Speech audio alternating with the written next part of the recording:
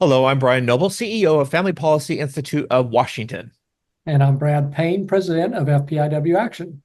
A couple disclaimers before we get started. First, this is not an endorsement of any candidate, nor is this the candidate's endorsement of FPIW, nor FPIW Action. It's simply a public service to meet and greet the candidate. Also, this will be recorded and placed on several of our platforms. Unfortunately, our candidate this time, his camera is not working, so we will have audio this time. So, Brad, why don't you start out with your first question? All right. Well, Pam, welcome. Glad you could join us this afternoon. Yeah, I'm in a daycare. All right. All right.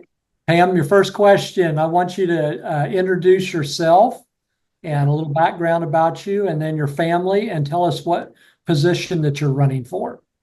I'm Pam Haley. I am running for the fourth district Senate position that was just recently.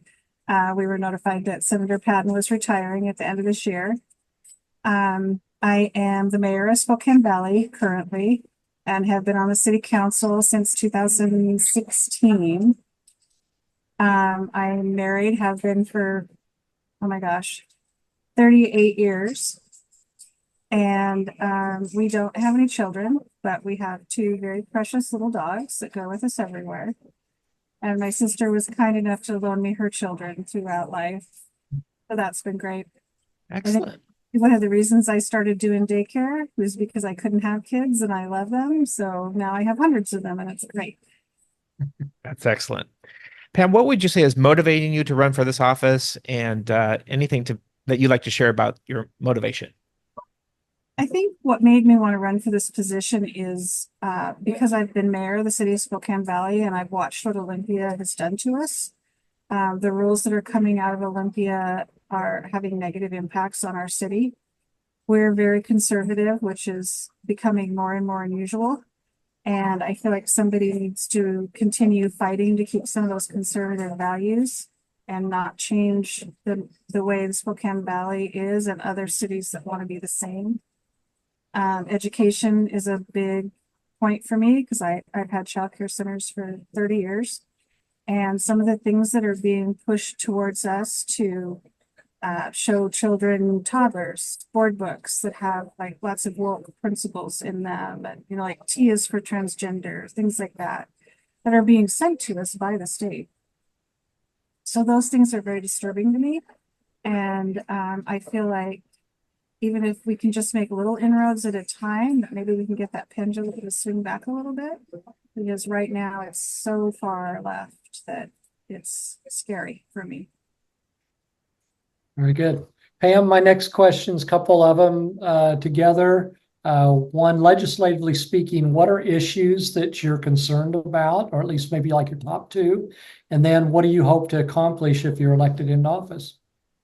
I think public safety is one of my biggest concerns. I believe that the fact that fentanyl is a misdemeanor and that people don't even approach someone who's smoking foil in front of my daycare is concerning to me. I would like to bring stricter laws to possession and use of dangerous drugs like fentanyl.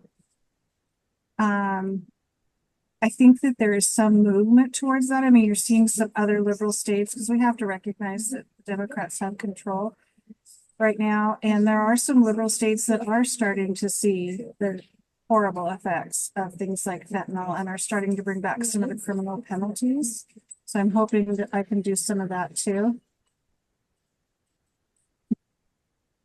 Excellent. Our fourth and final question is we provided you with 18 issues that FPIW Action and FPIW are working on to help better our communities. Everything from individual freedom, legal immigration, environmental stewardship, property rights, and the list goes on.